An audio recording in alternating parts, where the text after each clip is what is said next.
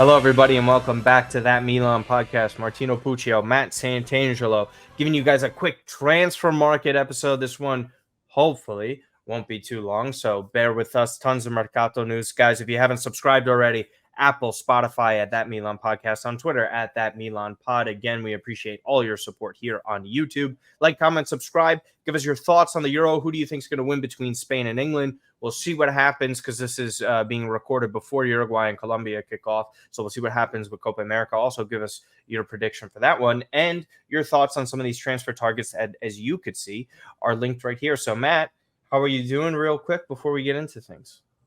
I'm doing pretty well. Went to the Argentina-Canada game at MetLife. Impromptu decision. Tickets weren't cheap, obviously, as you could imagine. But I couldn't pass up an opportunity. One of the last opportunities that I could possibly have to see Messi live. So it was fun. And as you and I were talking about before we went live, we need to have a conversation about the fact that we're going to be hosting a World Cup final here in 2 years at MetLife because the traffic was ridiculous. Yeah, anybody who's been to a professional sporting event at MetLife, it takes an hour to leave. And the majority of the time, well, actually, since MetLife's existence, both NFL teams have been hot trash. Except I think the Giants maybe won the Super Bowl in like the first year. But either way, Mercato news. Finally, some stuff is pretty much heating up regarding Milan outside of the Milan Futuro team. Congratulations to Kevin Zeroli, by the way. He's going to be the captain of the squad, so I just want to shout out to him. I love him as a player. I think there's really a player in there that we could hopefully see play some more minutes for Milan this upcoming season. But anyways, Xerxes, as we know, was a whiff. We talked about it last episode. It looked like it was heading in the direction of Manchester United, and all reports are pretty much indicating that Milan not willing to pay up these agent commissions. Ultimately, they're pivoting, and it's in the direction of Alvaro Morata. To me, there was the link last year. These rumors were there with him. There's this 13 million euro release clause. The wages that have been brought up with that. Did I say Wesley Fofana in here? It's not Wesley Fofana. Well, you guys could just skip on past that. Anyways, the main point is this. Morata to Milan seems to be heating up at this moment. Di Marzio keeps on discussing it. Obviously, Spain are going to be in the final, which he is a part of. He's been starting for them. We're very familiar with him, right? We've seen him play at Juventus, Chelsea, Real Madrid, Atletico. This is a guy who is a high-profile player, I guess you could say, in terms of the clubs that he plays for, the trophies that he's won. This is a good player, okay? This isn't someone of a great age, right? This isn't Giroud. He's already going to be younger than Giroud if he joins. The rumored amount is a 3-year contract worth €5.5 million net. This would make him around one of the 3 highest paid players on Milan. Rightfully so because of his track record, history, and current wage at Atletico Madrid. So obviously you're going to have to pay him some money. This is just the reality of it, right? I think most of the fan base is going to be upset about this, to be honest with you. This isn't a surprise. When you hear the club linked to so many names, Matt, younger names, kind of higher price targets, right? Because Xerxes was around 40 million, Santiago Jimenez, you go Jonathan David, all the guys that we have covered. But it looks like they're going to be sticking with a guy that's only going to be around 3 to 4 years or so. What was your initial thought after hearing his name after the failure of Joshua Xerxes? Because that was ultimate egg on your face for this management after tracking him for months. So it's interesting because I think that, there was a conversation that before United were in the past week, really past week or 2 weeks accelerating for Joshua Xerxes, which looks like a formality at this point, according to multiple reports. I was under the impression that when the Morata news came up, I was of the belief that, maybe Milan are going to be super ambitious and they're going to get Morata and Xerxes because Morata's release clause is 12 to 13 million. Yes, the wages might be a little bit high, but there is that obvious, component in here for Morata in that he really wanted to return to Italy, and there was links His to wife's him going back to Italian, Juventus for the third time, his third stint there. Rejecting Saudi offers, and then there was that situation where he was saying, "Well, I actually want to stay at Atletico Madrid." But I think it's pretty obvious that this is going to be the guy that Milan signed, barring another failure at the closing table for Milan. Just real quick before I get into some of the other more, I guess, details and my actual thoughts, I just want to pull up the numbers because I think it's worth pointing out that people are always going to look and identify the next Milan striker as a guy that can score 15 to 20 goals. That's kind of like the sweet spot everyone's hoping for. I'm just going to read you some of the stats that he's had at some of the clubs: Real Madrid, Juventus, Atletico Madrid. So his first year at Juventus, 2014-2015, he got 15 goals and 5 assists in 46 appearances. The second year, 12 goals, 9 assists in 47 appearances.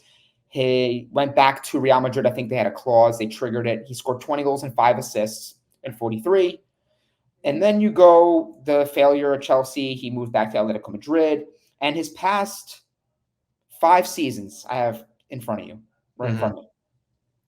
2019-2020, he had 16 goals in 44 appearances. 2020-21, back at Juventus, 20 goals, 11 assists in 44 appearances, all competitions. 12 goals, 7 assists in 48. Then 15-3 in 45. And then this past year, he had 21 and 48. So based on the trends here, based on his age, and based on how well-traveled he is, I don't think it's really beyond the realm of possibility that Milan are getting a player here at this age where the floor is high because he is a consistent producer. We've shown you the numbers. You guys can look it up for yourself as well. And I know, context does matter. If he has 10 tap-in goals or he has 10 penalties of the 20 goals he scores, that could matter. But the teams he's playing against, he's not typically the primary penalty taker, I don't think. So I think if you're looking at strictly production, I think that this is a pretty solid move.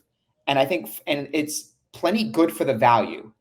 I think that Milan fans' concerns and issue is the amount of time it took to effectively not complete the move for Joshua Zirkzee, put a bad taste in their mouth. It feels as though that even though Morata might be a striker that gives you more goals next year, because let's face it, Zirkzee has only had the 1 year and he didn't get beyond 11 goals. Yeah. I think that fans feel as though that there is that sort of avoidance and negligence by Milan management and ownership to really lean in and effectively address this position. I think it feels as though that it's another stopgap option, which if you look at what Milan have brought in this department through some of their better spells, I mean, Inzaghi, and this is what the Sempre Milan guys brought up in their podcast, which made some really good points. So go check that out. Inzaghi was brought in as a veteran. He wasn't brought in like a 22, 23-year-old sprite young striker. Ibrahimovic was brought in because the situation at Barcelona really favored Galliani to get a really good deal for him. He was a veteran. And you look at Giroud, who was brought in as a veteran. So it seems like Milan kind of follows this trend where they understand the market is very inflated for this position, and rightfully so, because finding producing forwards and goals is the name of the game. That's what you need, right? The teams that win stuff typically have someone up front giving you goal production. So I think if you're looking at this and thinking like, oh, is Morata the sexy pick? No, I would agree with you. I don't think he is. You're an excuse maker for Redbird, though. I think if we're looking at the entire package and situation, and do I like the move when I weigh all the factors, I kind of do like it, Martino. I do really like it because I think the fee is very favorable. It allows Milan to now be maybe a little bit more aggressive for a central defender, which they really truly do need. Which we'll get into. Then maybe it allows them to go and push a little bit further to address the, midfield with Fofana, which we will talk about. So I think that that's kind of where things are shaping up. But I find it odd that the way this played out as names started to kind of trickle off, Guirassy, Lukaku fizzling out, they're not paying that money. I think it's though that this is a pretty solid consolation, all things considered. I understand the concern that fans have with Morata because he does have a tendency to miss a lot of chances. And he can be someone that's very streaky.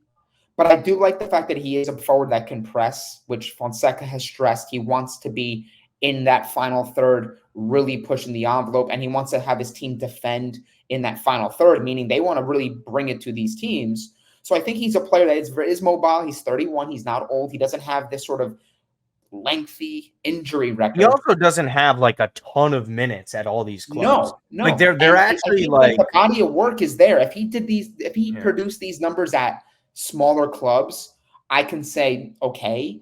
But he's been, by all accounts, a pretty consistent producer if you're just going strictly off numbers and not going into the deeper data on the misses, the conversion, and all those sorts of things. Well, because if he's making them at a high rate, he's not going to be available.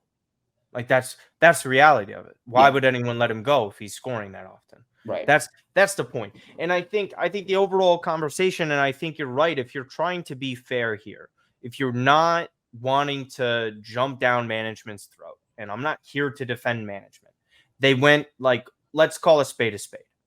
They went after a white whale and they missed badly. Okay. They have egg on their face for this. And again, you and I have defended by saying 15 million for an agent commission is ridiculous. To be fair to management, you have to side with them on that. Yes, do we want them to spend big money on players? Absolutely. There needs to be more ambition. But at the same time, ambition comes with a cost. As far as wages go with him, too, just real quick, don't forget who we had on payroll with Mattia Caldara.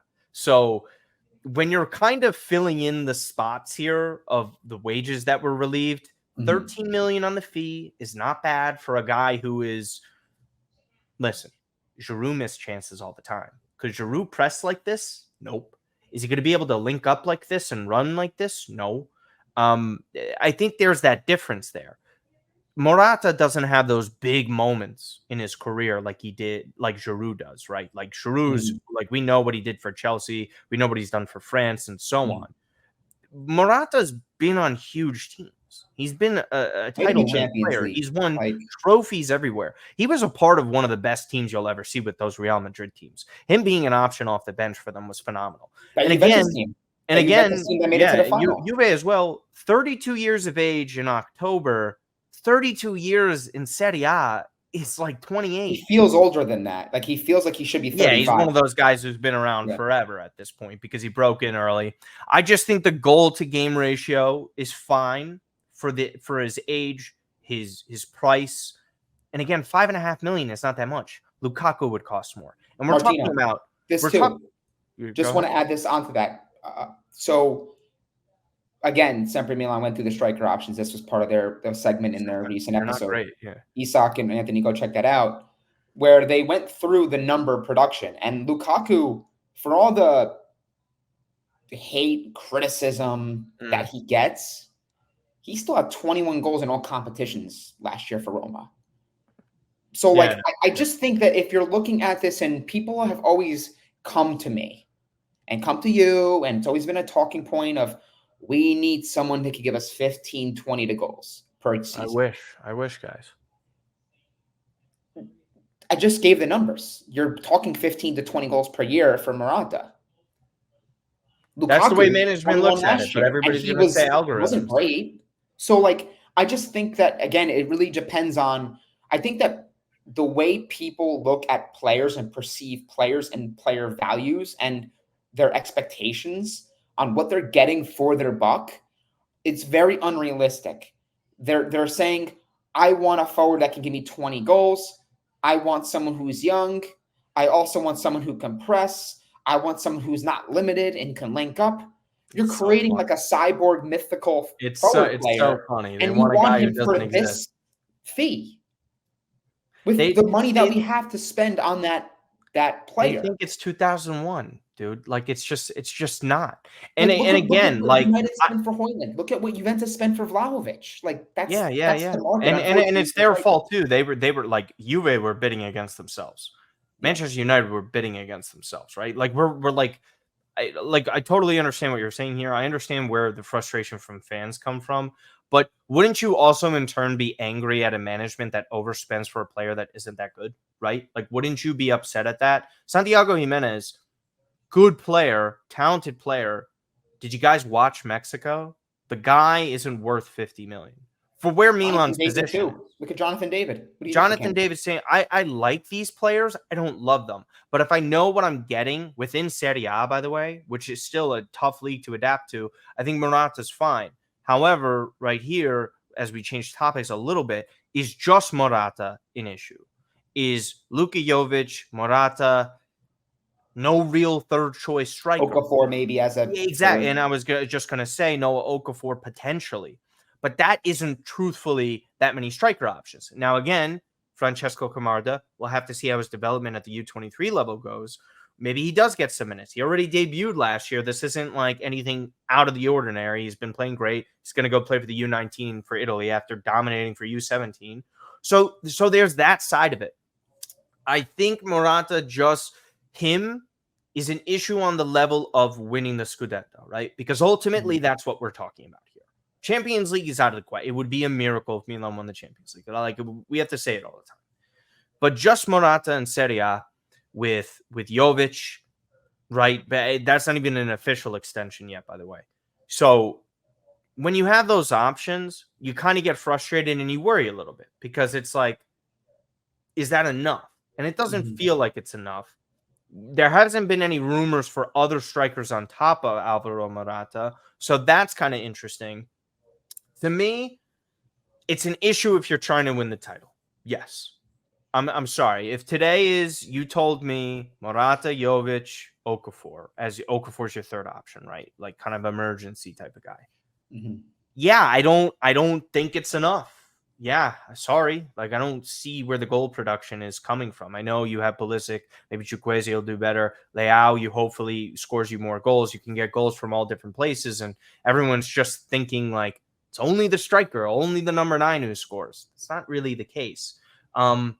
So yeah, I understand that perspective, but if it wasn't Xerxes, then who was it, right? Like who's the real striker option here? That the price makes sense for Milan to bring him in. And I'm struggling to come up with names. Dobiek of Girona was a name. He's going for 40 million. He got 1 year. Exactly. Girona. And that was my point. So go ahead. So for you, Morata alone with Jovic and probably Okafor, is that a problem for you in terms of Milan's ambitions to win the Scudetto? Because I think it is. So it depends. It depends on Fonseca and the way he wants to set up his team and the maybe pivoting towards, well, we were going to spend 40 on a striker, but now we might be spending 12 to 13. Maybe we want to spend that money and be a little bit more balanced defensively. Maybe we want to go and be a team that's difficult to play against and difficult to score against, because that was a huge issue last year, right? You touched on it. We were like maybe 10th or 9th in goals allowed, as far as like we were like, I think Monza had about the same goals allowed that we did. Correct. Right. So what changed was the sources and the journalists that put out reports one after the other weeks and weeks ago, even before the Euro started, saying not only Xerxes, Milan are looking at Armando Broja. Yeah. 40 million plus another striker plus Jovic. Milan are getting really aggressive to fill this area. Yeah, so now going for not Xerxes, who costs 40, to a striker that cost maybe 13, with his wages being slightly higher, about 1 million net per year above what Xerxes was reportedly getting under the terms he supposedly agreed on with Milan. So what does that say? Does that say now Milan are going to say, you know what? We're going to be a team that plays defensive too, and we're going to shore up the back line. So I think that that's going to be really interesting. Did Milan's mindset change? Because if you look at the quotes from Ibrahimovic, he didn't really say that it was Kia's issue. It was neither. He said neither. It was neither an issue with agent fees or this or that, which leads me to believe that maybe there was differences between the way they wanted to attack the market. Who knows? Maybe things have changed in the past couple of weeks. Maybe they looked at the market and they We said, don't you know know what? Morata's of there these for this reasons. price. Maybe we can get a good option at striker for 3-4 years, and we can get the center back that we actually need. Because now you're seeing, right? A couple recent reports. I know Emerson has been in there for a month and a half by now. Like it looks like that's the guy, Maybe but longer, but apparently there's other teams that want him. Saudi. Right? So maybe that's where Milan are heading here. I think it's still a little early, right? It's only been 7-8 days since the market opened. I know the market feels like it's open all the time.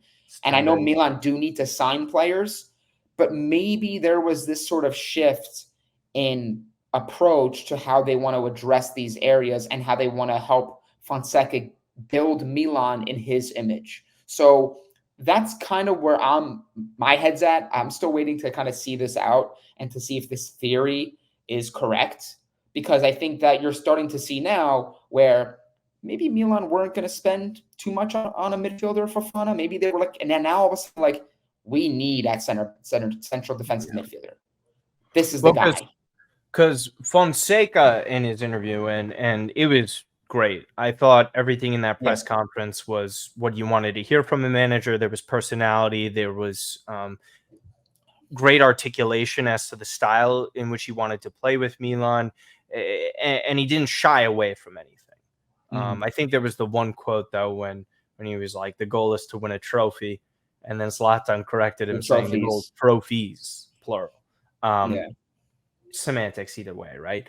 But I do like that. I do like that mindset. I think Fonseca is a very smart guy. He talked about the transition and the club needing more balance, and I think that falls in line into what you were saying. One of those players, Youssouf Fofana, because there's so many Fofanas. Wesley was just on my mind. So Youssouf Fofana. Now, we knew this link was coming. We heard the Cesc Fabregas quotes about how he heard that Milan were going to sign him. The reports are that they're very close to agreeing on a five-year contract with the player. Monaco currently want 25 million for him. He has 1 year left on his contract. They rejected 30 million just last year from Nottingham Forest. Thank you, world's top journalist, for not explaining that. So again, with Fofana here, we're talking about a match made in heaven. As central defensive midfielders go, a 6. This is one of those players that was really shining in Ligue 1. We've seen these names linked Good age with too. It was him, Thuram, other players as well. This right here, very similar to last year, that you like it. Higher end talent on the last year of his contract that has super high upside and fits a need for what Milan have. And it's really hard to get angry at a deal like this. Again, 25 million is fine with me, regardless, even if they were to pay it. The reports were saying that they're thinking that they could work that number down. Please do not haggle for too long. Just pay up. I think it'll be in the vicinity of the low to mid 20s. And I think that's more than a fair deal. I wouldn't even be shocked if it's like 19 million with 3 to 4 million in bonuses, right? I just think this player right here, right now, is the one that you get aggressive for. This doesn't cost too much. The wages are going to be fair. This is someone that you could set up for years within the team. You need this sort of replacement of a ball winner that is great defensively. And again, Fonseca talks about that balance. This is a player, Matt, that could bring that balance to the midfield, because that has been sorely missed without Franck Kessie and a healthy Benacer, obviously. Your thoughts potentially on this move? I think it's looking positive, but as we've seen, knock on wood, it's kind of tough. But these reports are far more positive than what's been out there. We always knew, like with Xerxes, it was about the agent commissions and stuff. Right. So again, your thoughts? Yeah, no, I'm pretty positive about Fofana as a player, as a fit for the profile we've needed for 3 summers by now. I mean, since Kessie left and then you lost Tonali, like you lost a lot of bite and ruggedness in that midfield and players with high defensive work rate to help sit in front of the defense, receive the ball, carry the ball out from the back. I think Fofana gives us that if we could get this deal over the line. And I think that too, if we're talking, on the fit, because I think that's very important, right, for a player to get brought in that feels comfortable, that feels at ease with the players he's playing around him. I mean, look around him. He's got Kalulu, who's a French player. He's got Magnon. He's got Theo, players he's played with. And he plays for France. Like, and he's he a plays French for national. France. Like, we're Like, talking about a player that's playing in arguably the most difficult, most competitive player pool country-wise. Easily, and the midfield has a lot of quality there. So I would love Fofana. I would love to bring him into that midfield. I think that immediately raises the overall quality of the midfield. It gives us the profile we've been lacking for a while. And maybe what it does is it makes Benacer expendable. Now you feel like maybe he's on the way out. Those Saudi rumors sounded legit. The Saudi rumors did sound legit. I know there was that talk that, Benacer might be a player that joins Pioli, but then Pioli deal collapsed. So we don't really know. We'll see. It's also a clause. I don't think Milan are going to take anything less than that clause because it's probably worth just. And I think, look, if I'm being honest, I love Benacer. He's brought a lot to this club, and at his peak, at his very heights of his career here, he was a top midfielder. There's reasons why Liverpool and Premier League clubs wanted him. He was very sought after. I think the injuries have really put a wrench in his career here the past couple of years. So I think for that reason, look, if Milan can bring in Fofana and then you can sell Benacer and you can get a really good sum back, I think that Milan should definitely do that. And it's hard for me to say that because was a core player in the Scudetto run. He was one of the players that was at the very heart of the project that this current Milan was built back in 2019 with, right? When we brought in Leao, Theo, all those guys. So Fofana would be a great addition for Milan if we can get it done. I think that, it would give the Milan fans a lot of positive reassurance. I would find it hard to see anyone that would not want this deal to happen or would criticize this deal or would have anything bad to say. Like, this would be one of those moves where the Xerxes move, you got egg on your face. It's a black eye. It's a scar that kind of hurts. Yeah. But I think if you're able to say, hey, look, we didn't get Xerxes. We couldn't get that deal done. But hey, here's Fofana, and then hey, here's maybe Pavlović, which we'll talk about. I think Milan fans can kind of soften up to that because they'd be like, all right, like they just, like we said, they just need a signing over the line. Yeah, man. You need to just give fans someone to be like, oh, because Martino, with every episode we record, I'm seeing like Napoli signing players, Juventus is signing players. Juventus announced Kefta Thuram. Napoli's going to announce Buongiorno on Friday. They got so much going on. Yeah, like it's Milan need to get one. They need to get a win in the win column. I would say with the Benacer thing, just to circle back on that, I don't think he leaves unless it's the clause. I would be able to handle the clause. It's 50 million. It's 50 million. The guy can't stay on the pitch. And you know what's funny about that too, and I mentioned this in multiple episodes, when guys like Pobega end up leaving, guys like Colombo, guys like Caldara, when you get fees for those players, they didn't have a role on the team last year. So it's really kind of addition by subtraction because they didn't contribute that much, and you're getting funds for this for the transfer market. Benacer, I think it's at least one more year here. I'm not sold that Saudi would pull the trigger, but you've seen him flex that financial power out there, and they just don't care. And he doesn't seem like he can be convinced by a Saudi offer. Absolutely. But he's not running. He's not running to Saudi. He wants to play in Europe. That injury history, man. Where are you getting a contract like that again? If you extend with Milan, like they'll give you a fair number, but all these other teams that would pay up big, right? Or like the highest offer is always going to be Saudi. And for him, when are you going to get a bigger payday? You've won everything almost. Like right? Like you haven't won like a Champions League, but you have a league title. You've won AFCON. You've been AFCON player of the tournament. Like you've accomplished a lot.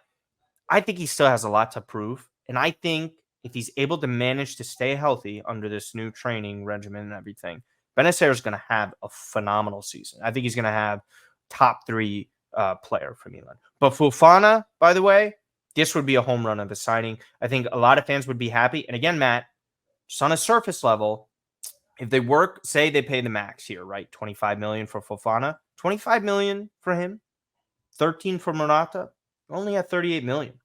You're essentially like a little bit over what you got for CDK. And that's not including a lot of the Other additional sales that it's going to tack There's on to been Milan's budget. rumors of Lorenzo Colombo to Empoli, so we'll see if Alexis those kind of heat up. Salamakers, Salamakers as well. Maldini. We'll see Pobega, Yeah. Maldini, who knows? Okay, so moving on to topics here. This one kind of came in late on the transfer market. Guys, we don't know that much about Pavlović. I've seen some people kind of rant and rave about him in a positive way. Plays at Salzburg. As we know, we bought Noah Okafor there. This one, it jumps at you. And you know that this team needs a center back. I don't think this is like they're going to sell Malek Chow after this. I'm not fully guaranteed. I think Fonseca is going to evaluate a player like him and see if he's someone that could stay. I think if they play more to his qualities, that would be beneficial to him. I don't think Chow is starting next year. I think he loses his starting spot. There was way too many errors with that. But you know you need somebody like this. Salzburg and the Red Bull system is phenomenal. They produce great players all the time. We've seen what Noah Okafor has given to this team so far. And again, guys like Dani Olmo, all these other guys, Erling Haaland, there's plenty of players to come out of that system. So Pavlović, how much do you know about him? What do you think about the prospect of signing him in a center back position? Because again, center back is really an important spot for this team. We talk about that 6 protecting those center backs. Those center backs still struggled regardless of who was there. Do you think this is the right type of move for the club? It depends, because I think that, the central defense is kind of a weird topic for a couple reasons. I think that, we have a lot of young defenders, and Tomori is basically the veteran player in this back line when you look at like age and you look at body of work and minutes and years of experience under their belt. I mean, Simon Kjaer left. I know he didn't play a big role the past couple of years, but he played a sort of veteran presence in the changing room, and he was, one of those elder statesmen, if you will. So if Milan go again, I don't know what the reported figure would be, what Milan's with Salzburg's asking prices when Milan. There's no reported fee. Lodging as far as a bid is concerned, but I think that's going to be pretty telling as to how highly rated Milan think he is and how highly rated the public perceives him to be. If it's a move where, again, guys in comments, like, we're not claiming to be experts before you guys come out and correct us on stuff we never said. If the asking price is high and Milan are like going to 30 million for this player, I think it says a lot about what his value is in the public setting, but also the role they envision him playing for next year. Is Milan going to go after a guy that's maybe 3rd or 4th in the pecking order? Or are they going to go after a guy that they view as a starter? Because if you look at the current defensive group, Gabbia, in no particular order, Gabbia's 25, right? Got brought back mid-season. Tomori's like 26, I think. Kalulu's young, coming back from an injury. Malek Chow is young. Giancarlo Simic is going to be between Milan Futuro. Got to sign an extension. And the extension's still kind of up in the air with him. There's interest from Feyenoord, a couple clubs. So I think it's going to be interesting to see what develops with this transfer saga. Of course, guys, we'll try to get more information and maybe even someone to speak on the player from a broader standpoint if these things come to a head and they start to materialize and be legitimized. But I think that's still a little too early for me to pass judgment on it. I mean, I think it's obvious we both can agree that we do need to add in this area. And if they view Pavlović, who comes from Salzburg, we're familiar with him. We did the Noah Okafor deal, as you mentioned, but it's also a team that, if you look at a lot of the transfer movement of players the past couple of years, a lot of good players come out of this team, and Leipzig and that sort of team. So we'll wait and see as these things develop, guys. We'll try to give you guys more information and maybe bring someone in that could speak to it better than we can. Yeah, Serbian national. So again, This is someone that has some experience, has been at Basel, been at Monaco, still young, just 23 years of age. Don't know much outside of that, so it kind of still fits that Milan profile. As we wind on down to finish up this episode, as we answer your questions, and we want to go and watch Copa America semifinal, we have a couple of questions here, which we will able to go through real quick. Gregory Peck, I just want to address your question. I'll just answer it really quick. We won't harp on it for too long. Do you think they would ever leave the San Siro? Yes, they've already bought land to build this stadium for that, so that's already kind of out of the question. Thank you for the question, Gregory. Run, Pato, run. Do you think another center back is needed given Fonseca's ability to improve players, a better CDM? Kind of just answered it through the whole episode. So, yes. So we appreciate you sending that one in. Your name makes me want to cry. Angelo Zada, who is a cool friend of ours. Tammy Abraham rumors. Some substance, more smoke than fire. I don't believe in this. I think the fee that Roma and you guys are going to be asking for Angelo is a little too steep for Milan. Major injury. He just came off too. I wouldn't completely roll it out if the fee was more reasonable. To me, no. I think Tammy ends up getting sold, possibly back to the Premier League, or you know who should really do it? Fiorentina.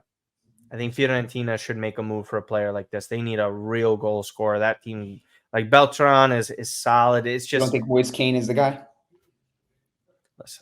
Listen. I don't want to do this Juventus transfer market stuff. So we'll move on to the next question. Nick Diani. How much better will Pulisic be in his second year, especially considering he doesn't have to lie about his national team coach anymore? So, hard to top last year for Pulisic.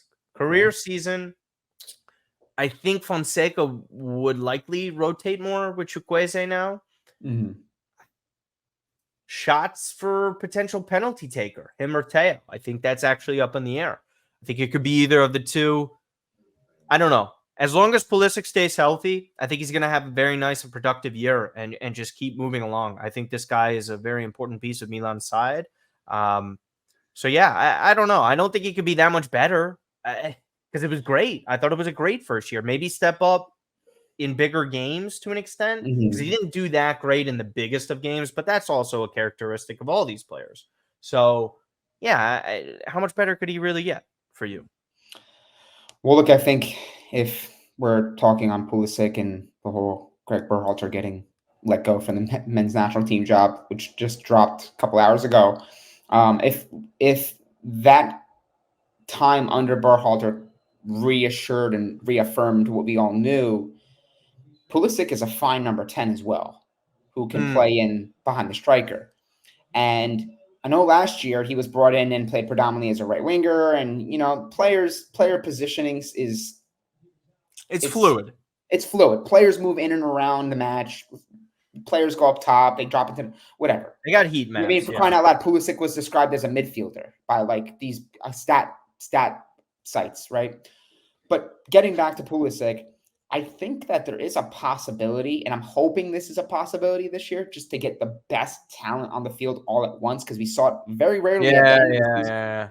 Maybe there's a scenario where Fonseca is trying Pulisic out in training, and in preseason he says, I actually like Pulisic to play in behind the striker. I don't think Ruben Loftus-Cheek is the ideal number 10 for me.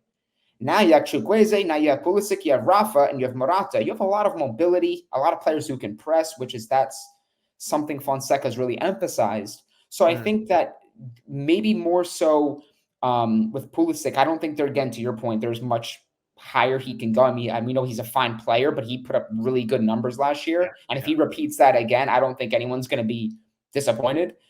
But I think given that we've had the number 10 role that's been like somewhat addressed in a couple years, but then due to formation changes, nixed, I think that if we're able to somehow make Pulisic a number 10 and he could be that creative player that maybe we thought we were getting with CDK, now it's a different conversation of like, well, Pulisic might be, dare I say, on the same level as far as importance to Rafa. If he's playing a crucial number 10 role and he's putting up the numbers he did last year and he's filling a direct need that we haven't been able to fill in a while, Pulisic can do a lot more just strictly not only by numbers, but playing and filling a role that Milan have struggled to fulfill for a while.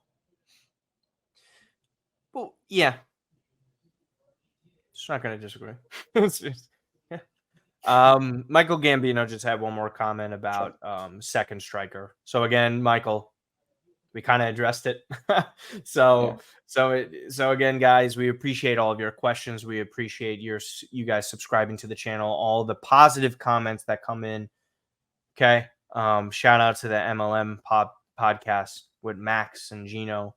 Shout out to Fabio, Coast to Coast. Shout out to Franco from Milan Club New York City. Shout out to Presidente Marcello, Milan Club Montreal, and the Milan Weekly podcast, Vinny and Steve and the boys, and Jan. Love them all. Great people. Great podcast that you should check out. Kush, our good friend, Football Kush. Just my brother's just soaring to the fucking moon. This guy just needs work right now. When the first Morata news dropped, Kush is just like right there.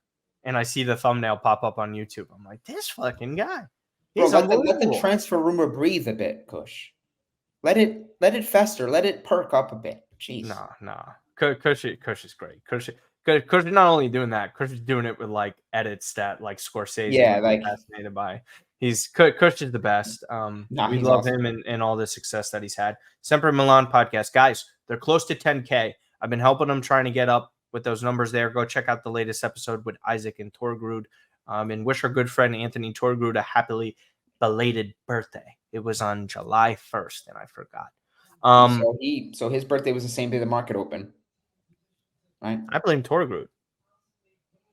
Honestly, it's Torgrud's fault. Sometimes it could be my fault. Sometimes it could be my fault with my please win tweets or my just that's true. That's true. For signing players. I've always said you are a piece of shit. I've said this. So yeah. I mean, I got a mustache going.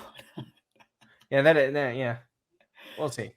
You don't shave it unless they sign somebody. Once they officially sign someone, then you shave it.